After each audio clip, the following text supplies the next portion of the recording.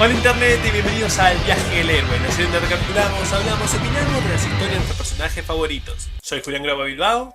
Y yo Ezequiel Capelo Lalia. Y continuamos La Espada de Átomo por John Sternad y Gil Kane con el número 2, una selección de muertes. Y la tapa nos muestra el conflicto que quedó del número anterior. Vemos a Atom dentro del castillo y enfrentándose a las ratas. Solo que a diferencia de esa escena, porta la espada, que le da número a la serie, y también accesorios propios de la ropa que va a tener en los próximos números. Además, Taren no está presente, lo cual supongo que es para no dar demasiada información al lector antes de abrir la revista. Sin cambios en el equipo creativo, el cómic empieza donde nos quedamos la última vez. Atom y su nuevo aliado, el rebelde Taren, encerrados y encadenados, teniendo que enfrentarse a un ejército de ratas. Es increíble el contraste que vemos entre lo comercial de la tapa y la escena como realmente era. De la nada un contenedor cae desprendiendo un humo que espanta y adormece a los animales y prisioneros por igual. Usando maquinaria, los dos hombres son sacados del calabozo por quien lanzó la bomba de humo tóxico, Deraegis, el consejero del rey Kaelik. Y si bien técnicamente la primera vez que lo vemos es un cuadro en el que se lo ve en cuerpo completo, está demasiado lejos como para que se considere presentación, así que podríamos decir que al personaje se lo presenta con un primer plano al corte, como casi todos los primeros planos que hay en esta miniserie. Con esta página, la primera imagen tiene un ligero problema para mí, porque la narración y los comentarios de Deraegis parecen indicar que estos dos llevan peleando contra las ratas un buen tiempo. Pero no solo que no vemos ni una rata en el suelo, sino que la primera toma es prácticamente idéntica al final del número anterior. Realmente se siente como que está pasando justo donde nos quedamos. Poner un par de ratas inconscientes o lastimarlos a ellos un poco más hubiera hecho maravillas para transmitir mejor el paso del tiempo. Kaelik le hace saber a su consejero que no aprecia el haber salvado a los presos en su consentimiento, y Deraegis le pide perdón, pero no podía esperar o las ratas los hubieran devorado, y después de verlos en acción siente que serían proveedores de gran entretenimiento en el Coliseo, tras un par de semanas de descanso y comida, por supuesto. En esta página entrante la narración es súper sólida. La poética te marca el paso del tiempo y las emociones que se sintieron en un solo cuadro. Como el reflujo de la marea de un mar moribundo, la vida pasada de Átomo se esfuma en su memoria y es dejado solo en las costas de la hora. Te marca la distancia del tiempo, pero lo difuso que se siente, y de una manera aislante para el personaje. La monotonía de la prisión hace que un par de semanas se sientan más largas. Todo eso en un solo cuadro. Entre el viaje a Mordaid y las semanas prisionero, Átomo ya puede captar y hablar el idioma de los aliens. Sí, aprendió un lenguaje entero en un mes con solo escucharlo. Está bien que Ray Palmer es una persona muy inteligente, pero te das cuenta que John Sternad quería pasar al diálogo directo lo más pronto posible. Llega la hora de ser el evento principal en la arena, le regresan a Átomo su traje y se lo entregan a la audiencia, que debe votar por qué armas o herramientas tendrá el competidor. Voy a puntualizar en esto más adelante, pero me hubiera gustado más ejemplos de este tipo de la cultura morladiana. Creo que el no ahondar en ellas termina siendo para el detrimento de la miniserie, y particularmente de un par de sus personajes. Uno de los morladianos le arroja su espada de las gradas y Rey se prepara para enfrentarse a su oponente, que resulta ser Taren, vendado de ojos. El héroe se rehúsa a atacar a uno inocente, más uno que no puede ver, pero cuando le quita la tela de la cara, revela que alguien le quemó los ojos al rebelde mientras estuvo prisionero. Algo que causa espanto, indignación e ira en el pueblo presente, incluido el rey, que clama que no tiene idea cómo sucedió esto. Me gusta cómo complica ligeramente lo que hasta ahora ha sido una típica historia de fantasía. Sabemos que Kaelik no es enteramente un buen tipo dada la escena del trono de la última vez, pero esta escena le agrega una capa extra. La primera vez que lo leí pensé que Deraegis había salvado a los dos prisioneros de las ratas porque quería ayudarlos a derrocar al monarca, pero de golpe hay otro nudo más. No es mucho, pero son buenas vueltas en detalles. La audiencia prontamente se vuelve una turba que rodea el palco real llamando crueles y tiranos a los políticos en su interior. Durante la conmoción, los dos gladiadores forzados aprovechan el bullicio para escaparse y son ayudados por Forager, uno de los entrenadores del ejército, algo que es de sorpresa para ambos, pero el hombre les asegura que muchos están con Taren, simplemente operando en secreto cerca del rey. Entre ellos, la princesa Laedwen, que les trae a los prisioneros escapados dos sapos para montar. Llegan a las puertas de la ciudad, pero el ejército la rodea, creyendo que rebeldes están secuestrando a su princesa. Y durante la revolución, hay un soldado que se desarmó un poco o quedó en una pose muy extraña porque es un poco difícil distinguir las extremidades. Atom, siempre poniendo su deber primero, salta a defender a sus compañeros, pero Forager le dice que no es Taren la prioridad, sino él. Así que su rescatador es el rezagado que queda capturado y los 3 renegados escapan. Forager es prontamente interrogado por Gaelic mientras este todavía rechaza la idea de ser responsable de la ceguera de Taren. La corta duración de la miniserie no deja mucho espacio para desarrollar personajes, así que tienen que tridimensionalizarlos como puedan con pequeñas frases, como esta de Gaelic diciendo que si hubiera cometido el acto de mutilación del que se le acusa, estaría de acuerdo con que su pueblo se rebele. Gobierna con mano de hierro, pero no es cruel. Tal vez de esta manera no es injusto en la más ligera de las definiciones de la palabra. Entonces regresamos con nuestra trifecta y acá tenemos una de las peores cosas de esta miniserie. 3 páginas recapitulando el número anterior. Eso es asqueroso. Al menos con Swamp Thing, la otra serie que vimos en el canal que abusaba de las recapitulaciones, no se volvieron así de intrusivas hasta el final de la saga de 12 números. Este es el segundo capítulo y 15% de él es el número anterior. De cualquier forma, desde lo visual están bastante pensadas, primero porque están redibujadas. Es decir, no es que Gil Kane agarró y hizo un collage con las cosas que ya había dibujado. Por otro lado, están coloreadas en naranja o un símil sepia y celeste. Y además está pensada como un flashback debido a que lo está narrando Ray Palmer, por lo tanto arrancan y terminan como un globo de pensamiento y están encuadradas con las puntas redondeadas. La recapitulación es recontextualizada en las páginas siguientes, como Atomo contándole su historia a la Edwin y Taren. La primera preguntándole si cree que Jin todavía está esperándolo en casa, y él no sabe, y ni siquiera está seguro si lo quiere. Pero desvía este tren del pensamiento preguntando a la princesa por cómo su especie llegó a la Tierra, lo cual nos lleva a otro momento de narración vía flashback. Al parecer, Morlaid originalmente era una colonia prisión para exiliados, criminales y presos políticos que perdió contacto y apoyo con su planeta natal, dejándolos estancados. En mi primera lectura me pareció raro que después de generaciones ninguno pudiera descifrar la tecnología para poder salir de la situación, pero 1 es mencionado en números siguientes, y 2 tiene sentido que si la mayoría son todos presos políticos, ninguno tuviera el conocimiento para hacer ingeniería inversa, esencialmente teniendo que aprender tecnología de cero en el medio de una jungla hostil. Los presos se dividieron en tribus y después de muchas generaciones y sangrientos encuentros se esparcieron en diversos grupos a lo largo de la selva.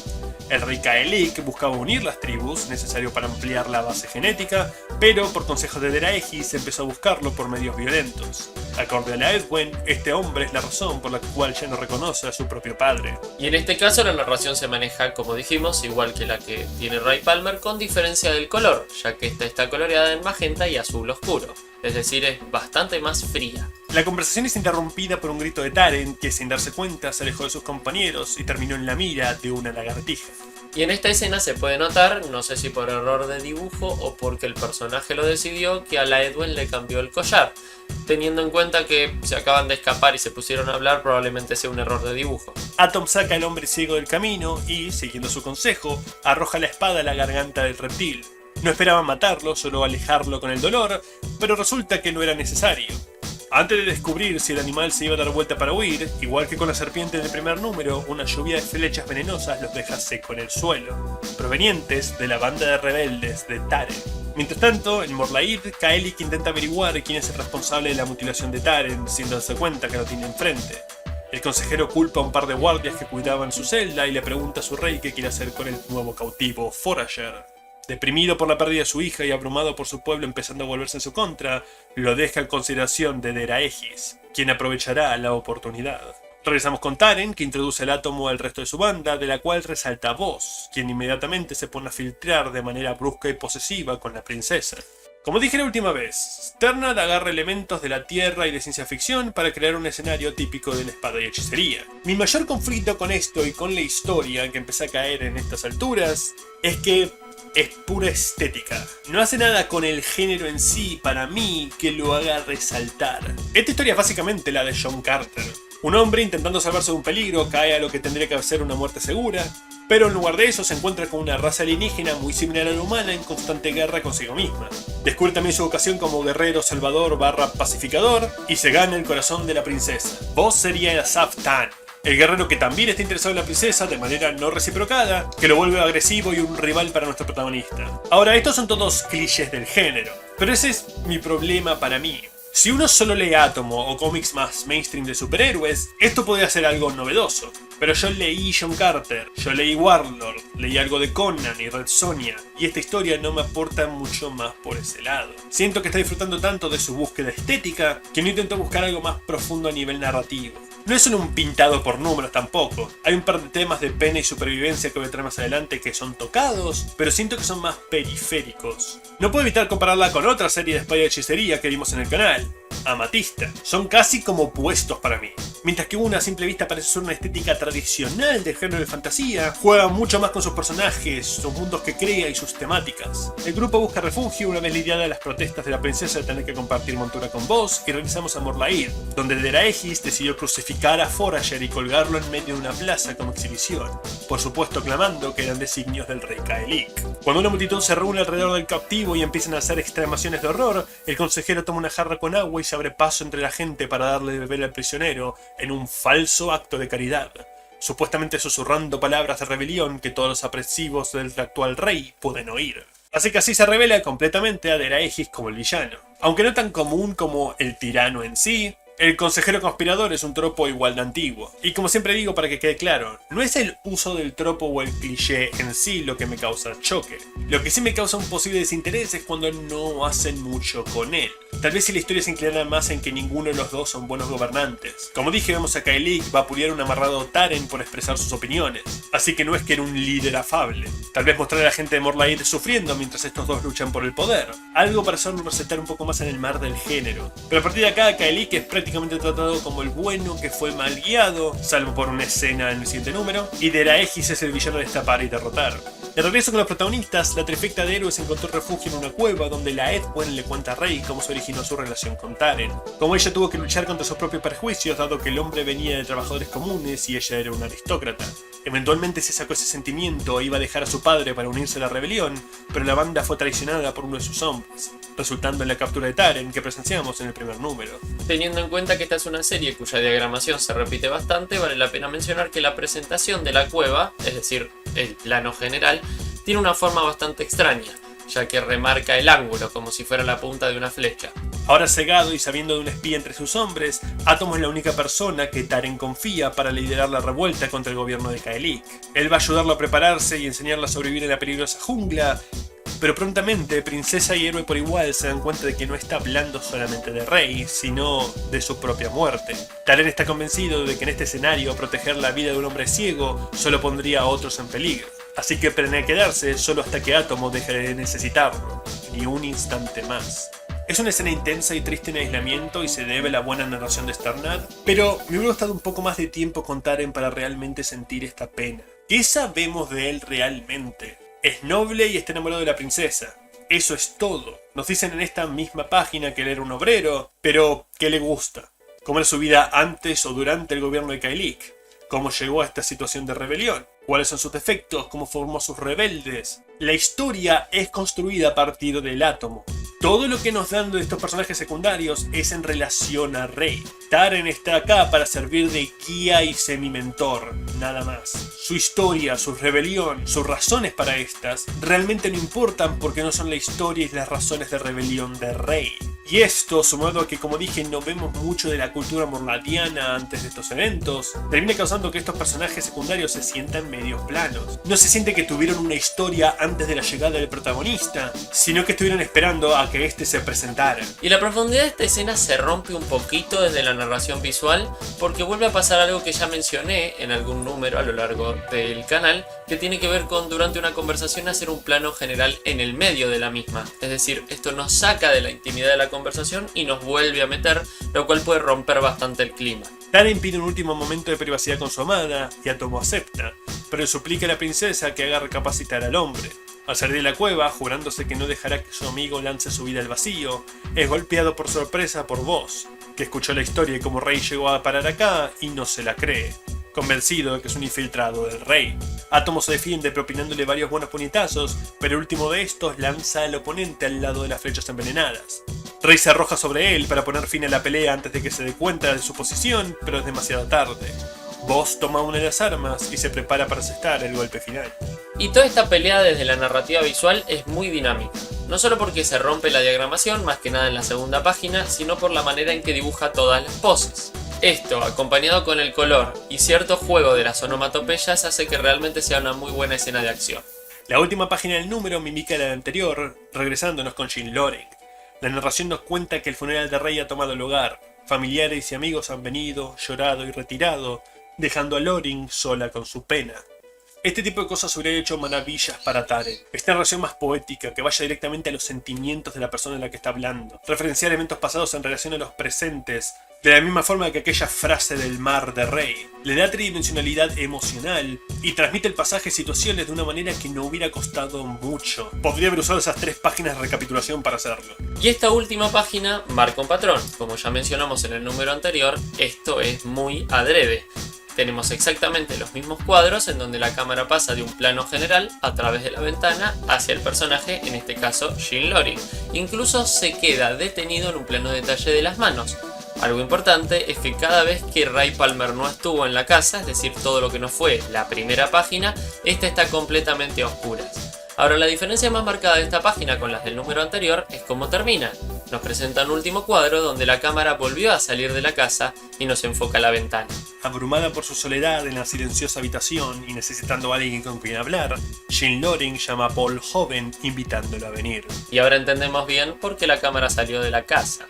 Terminando el número. En regla general es un número igual de consistente desde lo visual que el número anterior y presenta los mismos recursos. Si bien podemos hablar, como dijo Julián, de la inconsistencia en la construcción del mundo, desde la estética es indudable que es espectacular. Y algo que destaca mucho en esta serie, como ya mencioné varias veces, es el color. Y hay una particularidad, uno está acostumbrado a que en la jungla, la vegetación y el sol suelen hacer colores muy cálidos. Sin embargo, esta serie es prominente en colores fríos, especialmente el azul y el violeta. A pesar de mis sentimientos, es un sólido número. Es solo que creo que irónicamente la mayor debilidad de la serie es su mayor fuerza, la estructura de la historia de espada y fantasía. Sigue los tropos demasiado de cerca. Los textos de Sternad son muy sólidos cuando tiene que transmitirte el clima, como el aislamiento de Rey o el duelo de Jean, pero todos los personajes introducidos en esta serie, por los que la aventura tendría que atravesar, no parece aplicar mucho más. Me pregunto si esto hubiera sido una miniserie más larga o directamente una serie regular, hubieran dado más a profundidad en estos. Calculo que sí, considerando lo que pasa en números futuros, pero me es imposible saberlo de otra manera. Y la página que vamos a destacar de este número es la 4, no solo por lo importante de su narración, tanto en guión como en dibujo, sino también en el color. Es un buen ejemplo para reforzar lo que mencionaba anteriormente. Vamos a fijarnos a lo largo de esta página que los puntos focales van a estar siempre marcados en amarillo, en rojo o en el azul particular del tono del traje de Átomo, mientras que el resto de los elementos que tienen que estar en segundo plano van a estar mayoritariamente en violeta y en un tono de azul distinto al del traje. El primer cuadro nos muestra cómo, para poder sobrevivir en la arena, un soldado le da la espada a Átomo. Un elemento que es importante para la serie porque le da nombre al título y además, no lo voy a volver a remarcar, es un ejemplo perfecto de Átomo en una paleta y el soldado que le da el arma en un violeta completamente distinto. Es ahí cuando Taren es obligado a aparecer en escena. Y Ray no solo no va a pelear contra él, sino que lo asiste porque nota que tiene los ojos vendados. La escena más importante de la página evidentemente es cuando le retira las vendas. Taren está completamente ciego ya que sus ojos fueron quemados y es una escena bastante impactante. Y otra vez hablando desde el color, el fondo rojo deja esto muy bien claro. En un cuadro inclinado vemos a la vez la reacción de Kaelik, lo que nos deja claro, como decía el guión, que él no pidió que esto pasara. Y en este mismo cuadro están ocurriendo dos escenas, no solo la mencionada de Kaelik, sino que ya podemos empezar a ver a la tribuna como protagonista al final de esta página. El último cuadro nos sitúa la cámara detrás del hombro del ahora ciego. Y el diálogo ya nos muestra la evidente reacción de rechazo de las tribunas. Ahora solo queda esperar el inicio de una posible revolución contra el monarca. Eso es todo por hoy, ya pasamos la mitad de esta historia y esperamos verlos el martes que viene para continuar la espada del átomo con el número 3, el fin del lamento, donde daremos nuestro siguiente paso en el viaje del héroe. Hasta entonces. ¡Hey! Si te quedaste hasta el final, probablemente te haya gustado nuestro contenido o realmente lo odiaste. En cualquier caso, por favor considera suscribirte o al menos darle un me gusta. Esos 2 clics ayudan más de lo que pueden imaginar. Si les gustó la historia, por favor consideren comprarla y apoyar el noveno arte que nos dio tantos maravillosos personajes. A su izquierda hay una lista de reproducción con más capítulos de este personaje y a su derecha de uno diferente. Por favor consideren entrar en esa madriguera con nosotros y vuélvanse expertos en las historias que amamos. Hasta la próxima.